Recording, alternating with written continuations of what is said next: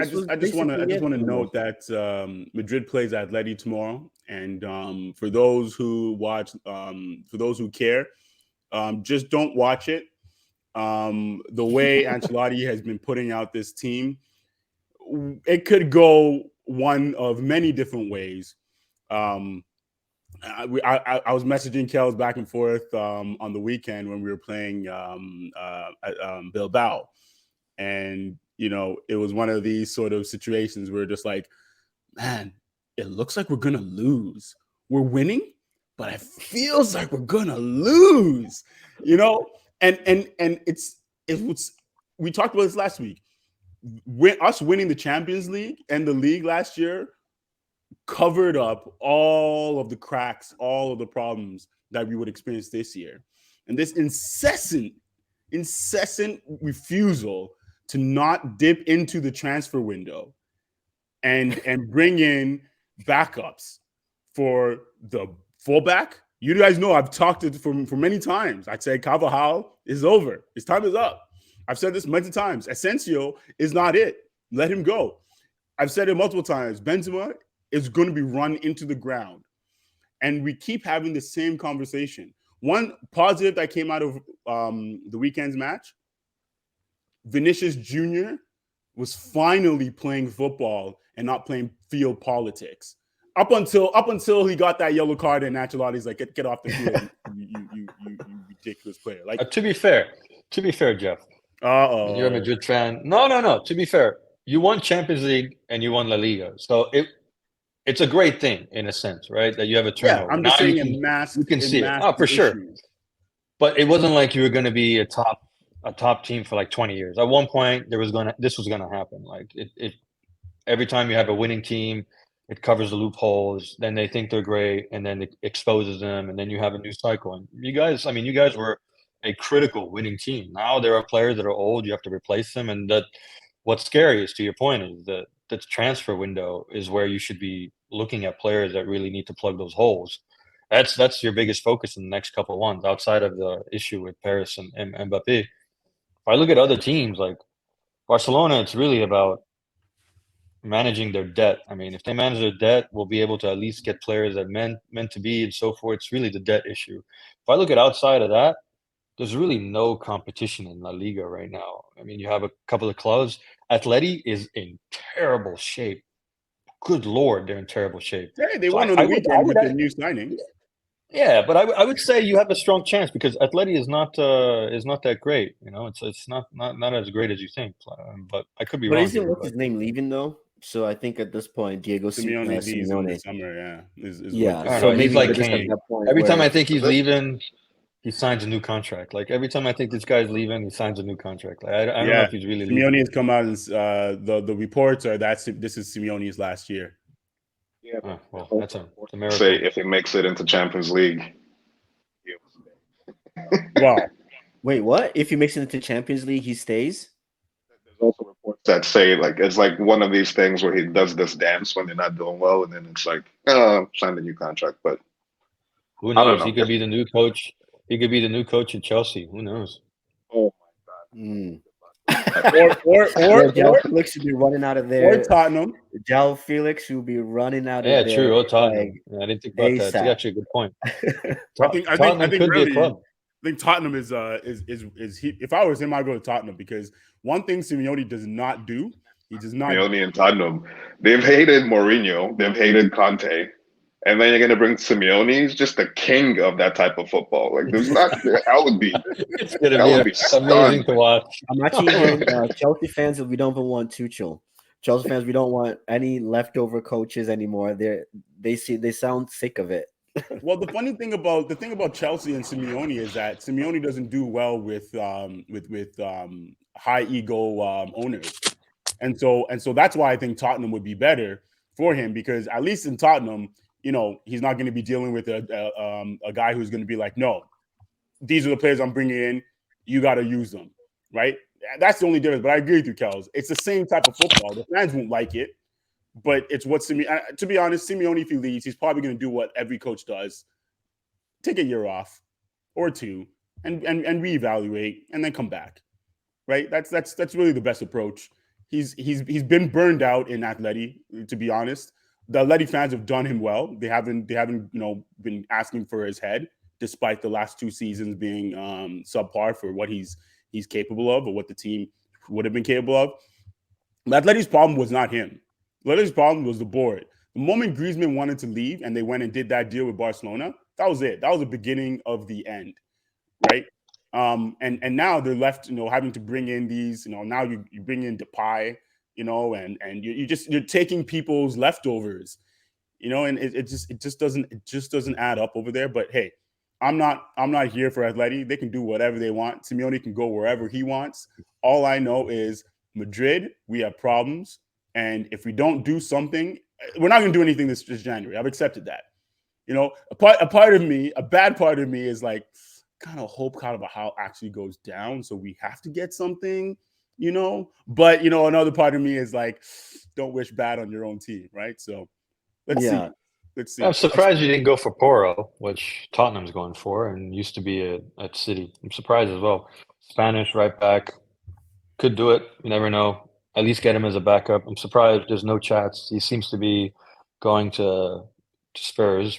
Interesting position. Yeah, just really quick. Since we've got Kels, were you gonna say something really quick or? Oh, I was gonna say, okay, since we've got Jeff's take on what he would like to see Real Madrid do this window. For Kels, what would you like to see Real Madrid do? Like, do you feel like what kind of reinforcement do you feel that Real Madrid needs? Because we did this last week where we went to all our teams and figured out what we thought we needed. I need money. We need money too. GoFundMe page. The link will be in the chat. I need a Qatari or Saudi owner. That's what I need right now. I just need a friend in the Qatari industry. That's all I need right now. Kind of hoping I had a new friend during the Super Cup, but didn't seem like that panned out. We could. I mean, if Barca needs money, and we need to plug our. Hey, we could do something with Pedri here, eh? Like we could just work that out. Oh, Pedri! You guys take that? No, I'm just kidding. That would never happen, obviously. Yeah, probably not. We never know. I don't know how broke we can go, to be fair. Pedri said he was supposed to go. He tried out for Madrid, and Madrid didn't want him, and so I don't even see him signing back. Yeah, that's a good point. There was literally no way. Barcelona, they'd rather just burn down the Camp Nou than sell Pedri. And like we said last week too with Xavi, he will find a way to find a non-Spanish player from the reserves to trade off. All right. I think we need. I feel like we're just waiting for this Mbappe thing. I think there's like this plan because it feels like we're just not making any moves and we're just stockpiling money for Mbappe and Hakimi since they seem to be like this part and parcel deal. I don't think that's going to happen this summer. So for this summer, what I would say is I would need a striker. When I mentioned Osimhen, I was not joking. I don't think that's a real possibility, but I think we need that. And I really think we just need to start exploring more of our youth because I think we have the pieces in midfield for us to be able to transition. My issue with Ancelotti, above all else, is that he plays the whole season with like 13 men. And this is what Klopp's in his last cycle as well. It's like we win the Champions League and it's the same players all over again every time. And then it's the second season, except now everybody is like 5 years older than the last time he was here, or 6 years older, or whatever. And we're doing the same thing. So I think my main thing with him is just more rotation and more balanced rotation in the midfield. And then I think a couple of players need to go. What's his name? The number 24. Ceballos needs to go. Asensio should not even, we should have left like 3 years ago. I think Ceballos needs to go, and I think we just need to, of course, I would love Bellingham in there because I don't think Camavinga is ready yet. And then, to be honest, I would let go of one of our center backs that we can make money for. I don't even know why other than him being free, I don't know why we got him. We don't need him per se. And it's just a weird position to have that much coverage. And then that also gives us a bit more money. And then just goal scout for a good right back. Right now, I can't think of anyone because they're all the ones I can think of are not leaving. Like Reece James, I would take him even with his glass knees, but I know he's not leaving Chelsea. And so it's just like one of those situations where I think we need a right back. I would like to take Osimhen, and then I would play our midfield bench a lot more in a more like disciplined manner, like not what he did. Oh, we're playing Athletic Bilbao away. Yes, let's rotate the entire midfield. Like no Modric, just everybody. It was like You thought it was playing FIFA. it was ridiculous. Like when we couldn't put 3 passes together in the midfield, it was what is going on? Like so, just a bit more. That's why I don't have any hope for this Athletic game tomorrow because I don't know who. It's either going to be Camavinga, Kroos, and Modric starting the mid, or it's going to be the full-blown reset. Just Camavinga, some person that we have never heard of before, just here, Atleti, let's go. Like I'm just like, oh, it's too scattergun. Oh boy. So what are you guys on? Okay, I've been hearing a lot of this Camavinga talk, and it seems like Ancelotti doesn't want to. It seems like Ancelotti doesn't really fancy him, and now there's even rumors of him coming to. No, it wasn't Arsenal. I think it was Arsenal. It was Arsenal. Yeah. The papers were linking him to now. This Camavinga is a player that I've always liked since from his compilations. Yeah, what's going on with that? He's a good player. He's a good. It's just that he's we have to remember he's 19. He's an impact player, and even when he was on Lille or Lens, wherever he was, it wasn't. Yeah, he's like almost like a Pogba style player. It's like remember when they're trying to make Pogba play defensive midfield? It's kind of that same. Just because he's young and agile and like leggy and stuff, that's not the role that he plays. And I think he just needs to mature a bit more. But I think he's a great player, and I'm not trying to get rid of him at all. I think he just needs to come in more as a sub. Like he reminds me of Militao when Militao first moved. It was like Militao had all the talent in the world, but he was just so you could just see he was thinking so much on the field. And it took him like a good 2 seasons to like gradually start starting. We had some injuries, then he came in, and then it was more like, and then now he's like, I would argue, our best defender. He's our best defender.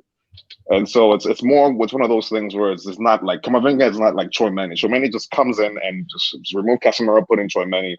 There's a level drop there, but it's like it's calm, it's settled. It's Camavinga is a little bit like just thinking too much. I think trying to do too much at certain times. The good thing is he's fearless.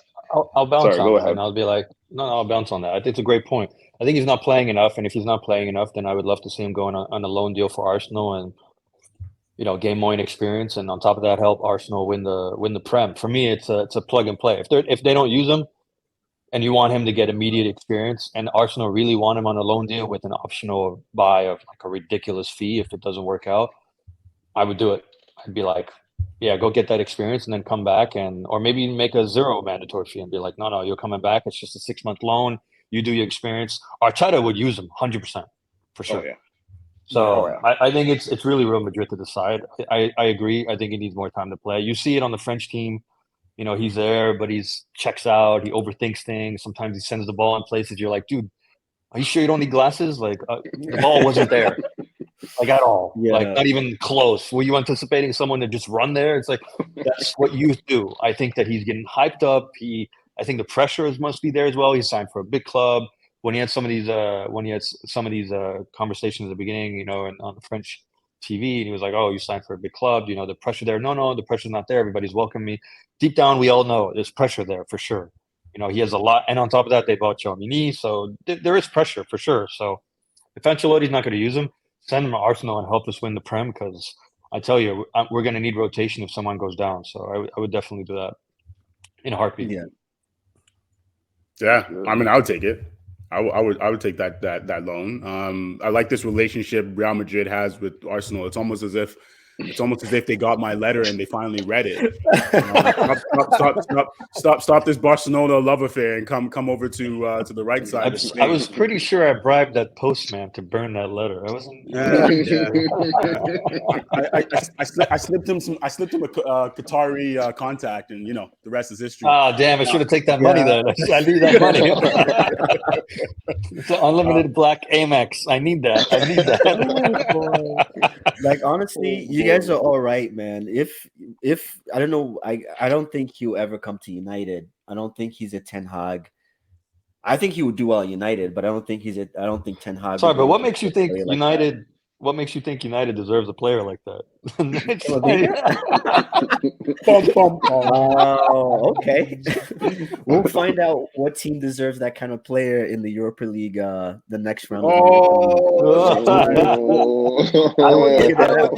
wouldn't even want him if he came up. He already went to Real Madrid. I need him at Arsenal. We want to win something. You guys are just going to rotate him as well. If he comes to your team, he's just going to sit on the bench. He can start. Ten Hag's going to be like, "Oh, Camavinga or Sancho?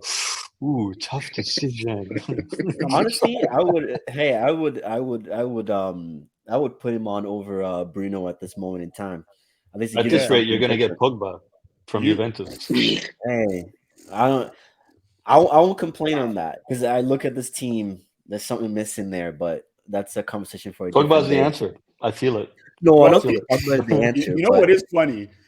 You needed Casemiro when Pogba was there. When Pogba was there, and yeah. Now that Pogba is gone. Every day I think about it. Juventus is it's the craziest thing. It's so painful. Damn, it's the craziest thing. The entire time I was like, you guys just get Pogba.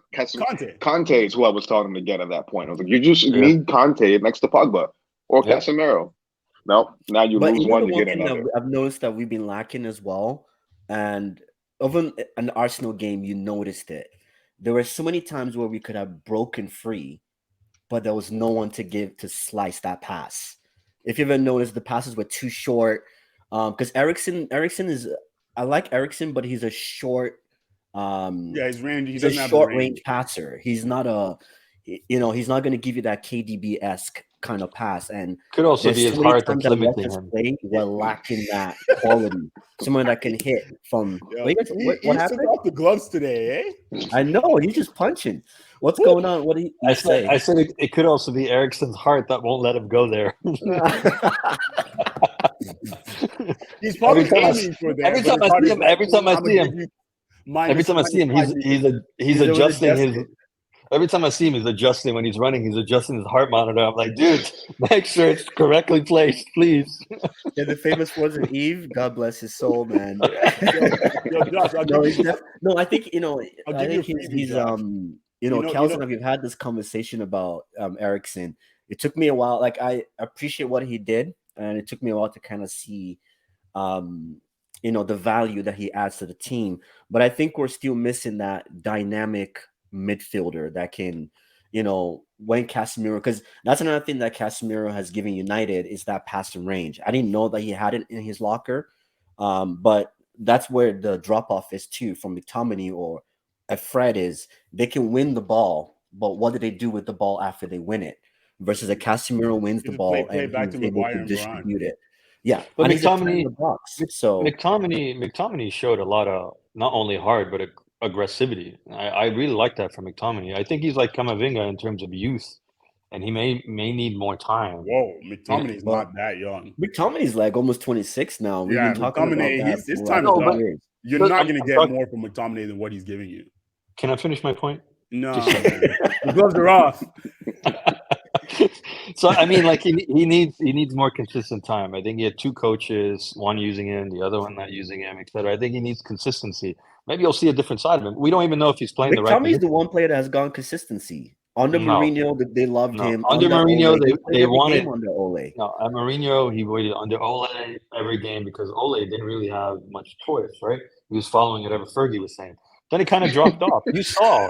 Even Ragnick came in and played McTominay. No, I think McTominay has gone enough time. I think every United player that prior to the season has gotten enough time.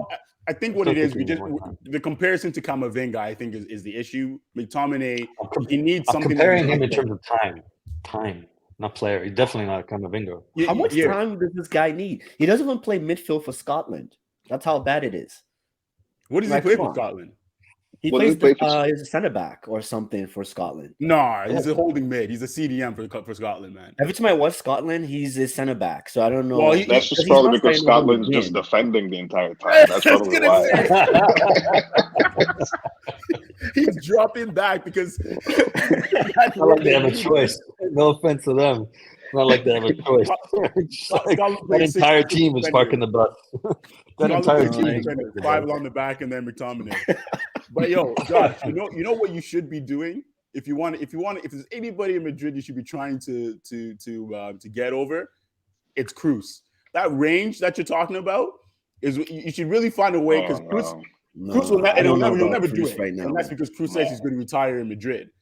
But like that, Well, Cruz looks like he's done. I don't think Cruz looks like he's done. All right.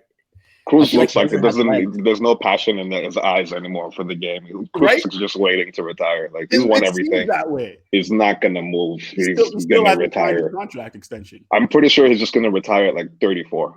How old? Yeah, I think he's 33. I think he's gonna retire this summer, if not next summer. Schweinsteiger coming to us back in Schweinsteiger, that was way different. Schweinsteiger had like double knee surgery. Schweinsteiger should never have gotten to Man United at that rate, that value. That was a panic. I think the Bundesliga was fooling us at that time though, because the massive drop the moment he put on that United shirt, I'm like, damn. He wasn't even playing in the Bundesliga that last season though. That's the thing. He was like, you guys just didn't know.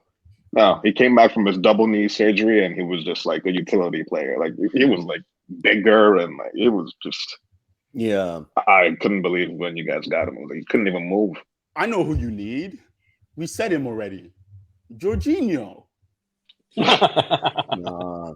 I don't. That's the thing. I don't really want any of these. Like, first of all, it's going to be too expensive to get him out of Chelsea. No, I was literally joking, man. I was just trying to pull one of those. You guys are going to need to go find somebody, find one of these, because everybody, Man United, you guys have that. You know, you guys cover everybody. Everybody wants to make $250,000 a week once you guys are there. So I'm gonna throw a name at you, Josh, and you're gonna tell me if you would take this, if you would actually think this player would have an impact on your team. Kimmich. Oh yeah, Joshua Kimmich. I've always said it. That's like he's Goretzka. That's a Goretzka as like well. Goretzka and Bruno are the same player. The problem is that Bruno sucks. All right, let's go cheaper. Let's go cheaper in terms of midfield. Joshua Kimmich is cheaper would be Fekir. Fekir. Sorry? Would you get Fekir? No, Fekir is an attacking midfield player. He's cheap though. If you look at the value now, is he still in the Isco? I hear canceled his contract at. They don't need Isco. Don't do that. Actually, they don't need Isco. Yeah, I don't know if you need another Donny Van de Beek. Coach is like, no, save yourself. You don't need two. What's worse than one ball hog on your team? Two ball hogs on your team. Oh boy! No, you just need to change the way you play. You really don't need that. If you played the way Arsenal plays, where you don't need that, you just have someone who like an Odegaard who is smart, is not a ball hog, and is actually looking to play the ball, play the pass. You just need a double pivot. You need a Casemiro and put somebody else beside him. Like McTominay could essentially fill that role if Bruno wasn't who Bruno is. That's the problem. The problem is you can't. You need to move on Bruno before you bring in another midfield player. I think they can bring in another midfield player that could work though. I think the problem is Eriksen. I get Josh's point. Eriksen originally he's really a number 10. Eriksen. Yeah, he really plays for further advanced, but he has had to move into that number 8 position, and he's a great player. So he's like trying to adjust.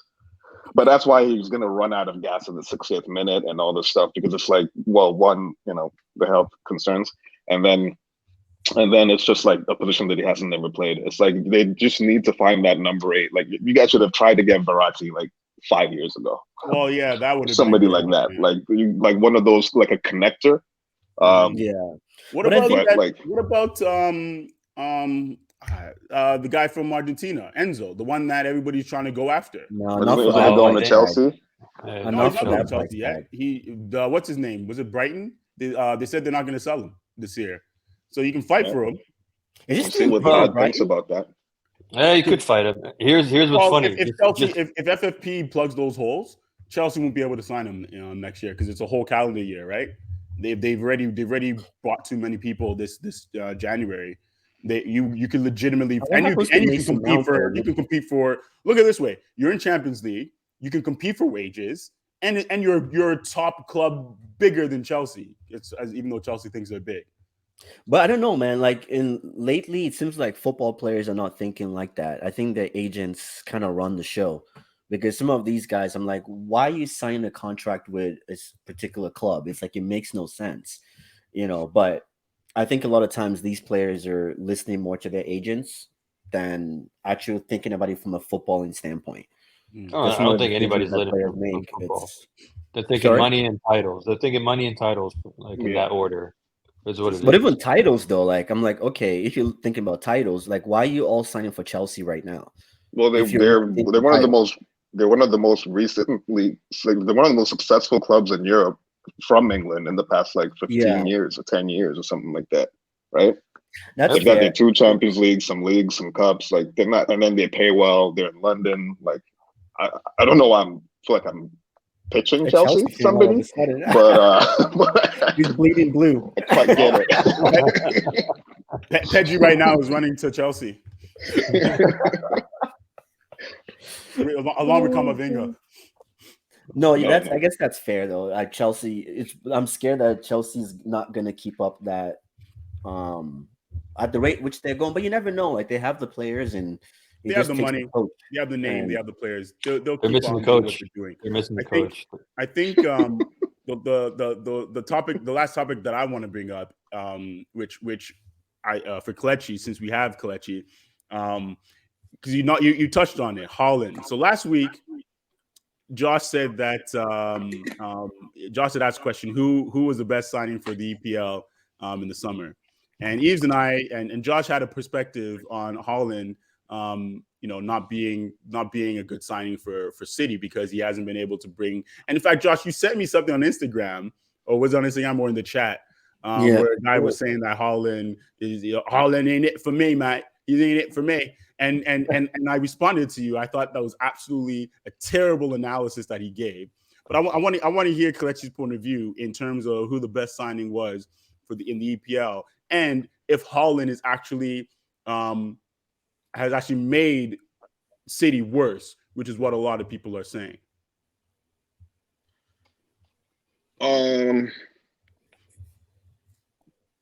Best signing for the EPL. For some reason, I'm like blanking on all the signings now, and I can only think of Howard. Well, Casemiro for United. Jesus to Arsenal. Jesus for Arsenal. Chelsea. No, nobody in Chelsea. I don't know. I don't think that's it. Nobody in Chelsea. Definitely not. Sterling to Chelsea. Ooh, that's signing. Jesus to Jesus and Zinchenko to Arsenal, right? So those are you. Yeah. I'd say the main moves right now. Yeah, I think those are the top ones. Yeah, I'd say I would say the best signing. This is going to be kind of weird because he's injured. I think it was Jesus to Arsenal, because I think that signing, like, just lifted. If you compare Jesus and Zinchenko together, I feel like that signing kind of it was like the last missing piece.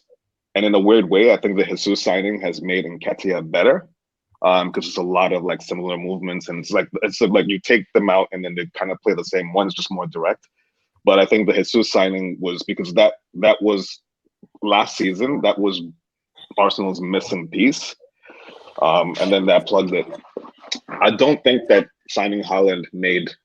The reason why I'm not going to say that's the best signing is because City were already so good that it's difficult to think about any one person really moving the needle. I don't think City is worse because of Haaland. There's this myth that everybody keeps saying Guardiola doesn't play with a big, strong number 9. Mm-hmm. I'm like, have they just forgotten his years in Bayern with Lewandowski when literally Lewandowski was scored 5 goals in like 12 minutes or something. Like broke all the records until the last season.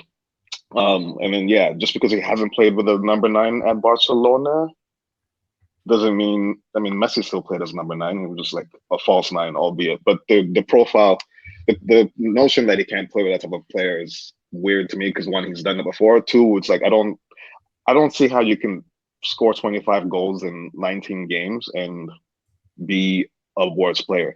I think City's problem is that they lost too many pieces. They basically got less deep and a bit more direct. And I think that's the biggest problem. I think some of the like keeping Grealish and losing Sterling, right? This notion of playing with these slow ball carrying wingers, they wouldn't even start Mahrez for half the season, and then now he started starting him, and now they're getting He's better scoring again, goals. right? And so it's just I think it was almost trying to be too clever and trying to run everything too direct through De Bruyne. But I think they just lost a little bit of the depth, and then they've also had like these injuries to like Silva, who was crucial for them from a depth perspective. Gundogan's back now, but he's like kind of out of form. I think just have a bunch of players that are out of form. But I don't see how Haaland makes them worse. Just because they're not top of the league doesn't mean that he's made them worse. Because it could just be that Arsenal have gotten just that much better.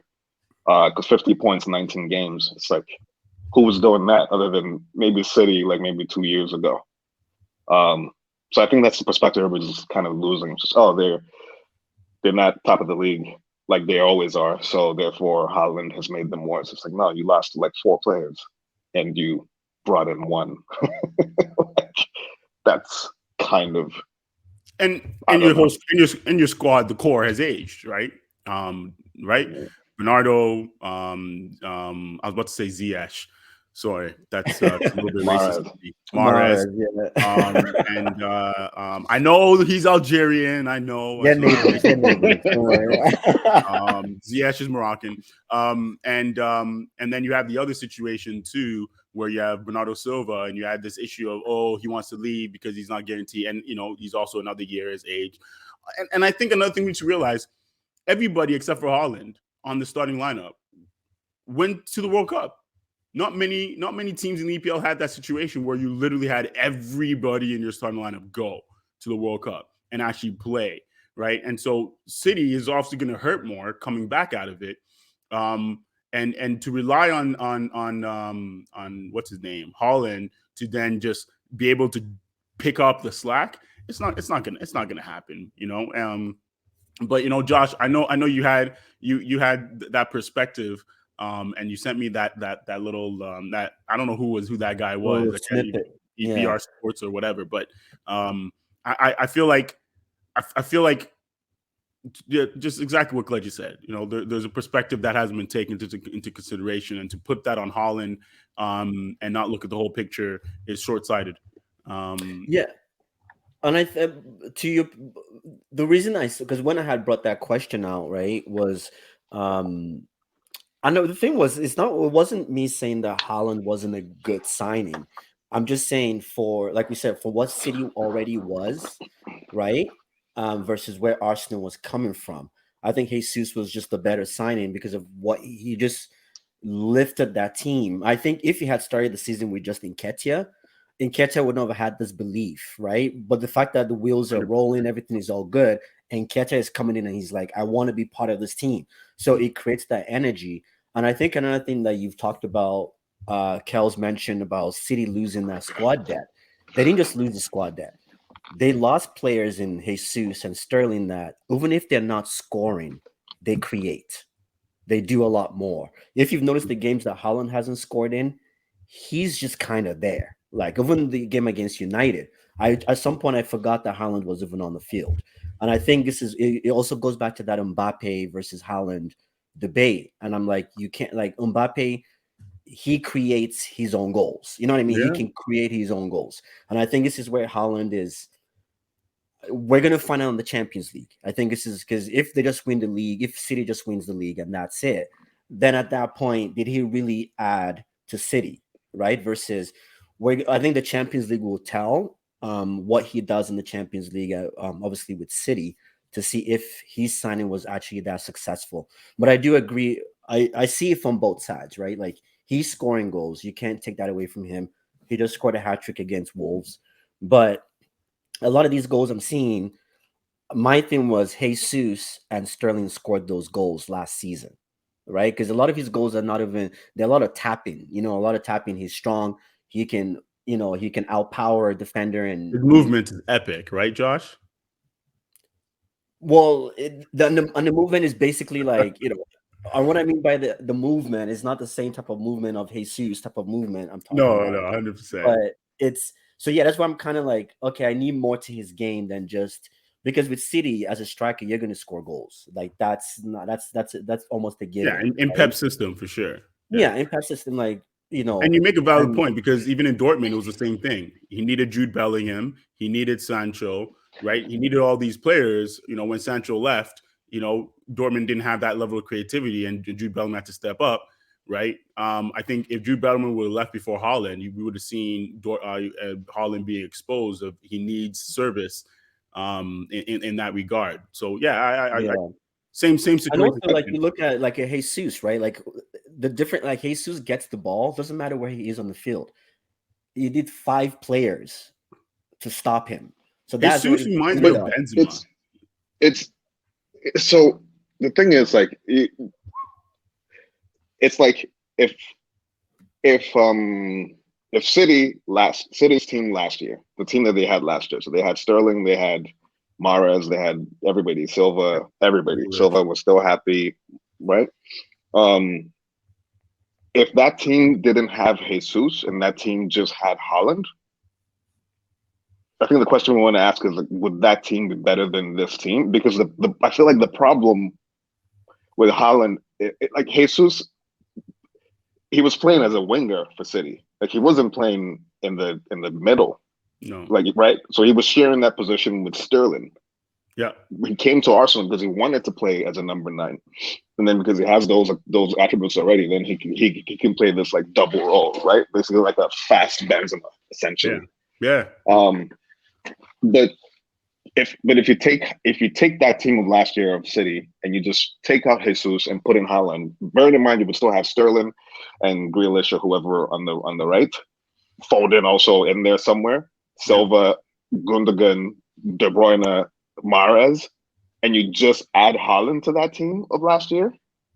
I think that's kind of the comparison. That's when you can really say, did he make the team better or worse? He's just playing on a worse team than last year. Yeah, I see your point. He's a different type of player from Jesus. And City, they lost all their runners. They only have Mahrez. Everybody else is a bunch of number 10s playing on the wing. Like, to me, Foden is a central. This is a number 10 to me. And Foden is not even playing these days. I'm like, I don't know. I think he's injured. Grealish, this is another number 10 to me. But, hey. So it's Silva. So with Silva, right? Then the other Zinchenko is another one that he sold, which would also give you width.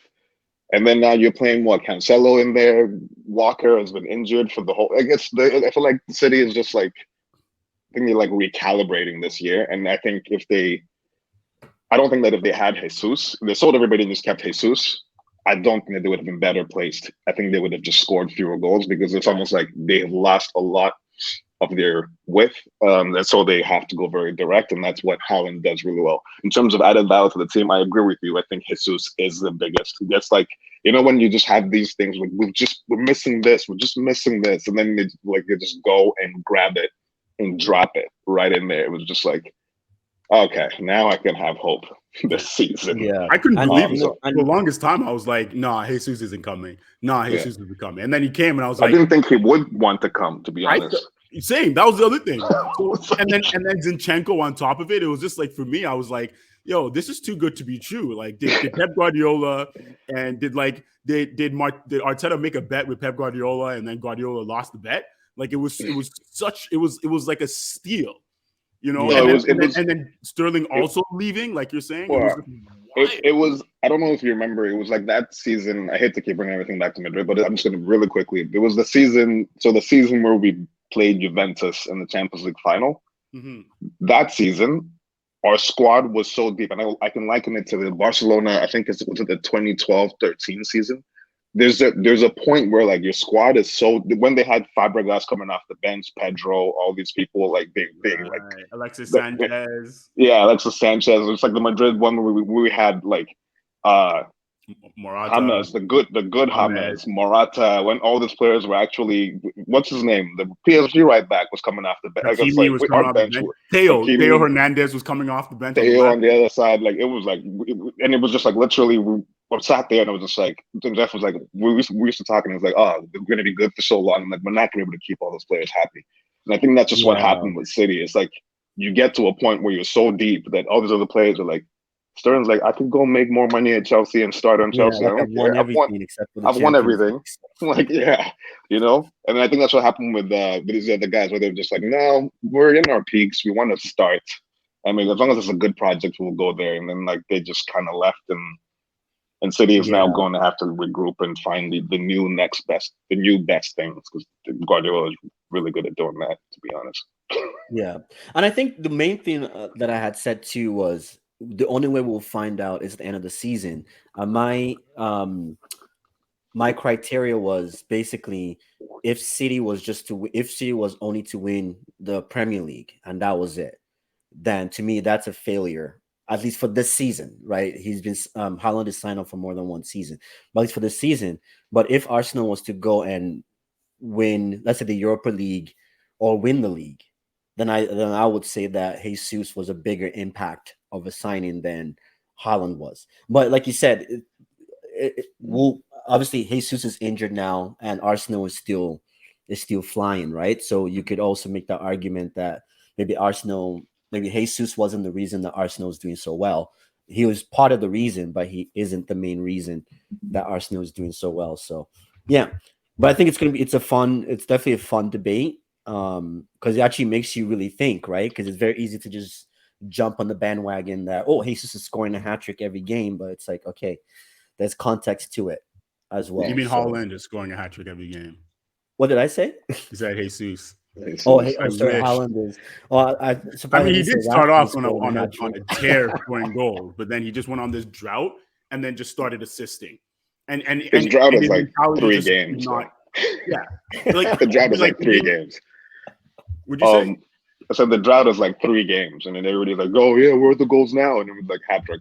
But I think to your point, it's like we gotta see past the goals. To your point, so the value of adding to the overall team, because this is like goes back to the whole Liverpool versus Mane thing, where I kept maintaining, and I think I know Jeff agrees that Mane was the better of Salah and Mane.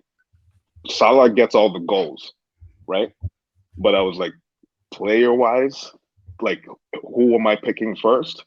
I'm picking Mane. I can get my goals from anywhere. I just need Mane on that team for again, as just says, like the movement off the ball and creating space for others, as well as your value on the ball. So I can see what you're saying about like, yeah, Haaland is a goal machine.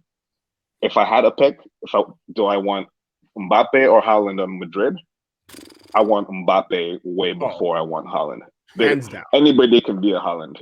Not anybody, but I'll take a Haaland with 10 goals less if I have Mbappe on my team. Like, I'm not taking Haaland. Haaland is like the last piece in the fully functioning team, right? So that's what I was saying. If you put Haaland on that City team of last year, nobody is even touching them because they can beat you everywhere at that point. Yeah. Wow. But I think that's the point that you're raising. But to your point, end of the year is when we'll see the value. But yeah, he's definitely an interesting person to watch, though. He's a freak. He's definitely great for FPL. I'll tell you that much. Yeah, definitely. So okay, I think this is pretty much it. It's been almost 2 hours of conversation. So, okay, yeah. And did anyone have any last words or anything to add on to this? Just Eve, nice to see you again. Oh, yeah. Hopefully, it's not another 15 years. I don't know. It could be I'll have money to pay the bills now if I give all my money to Barcelona. So that's hilarious.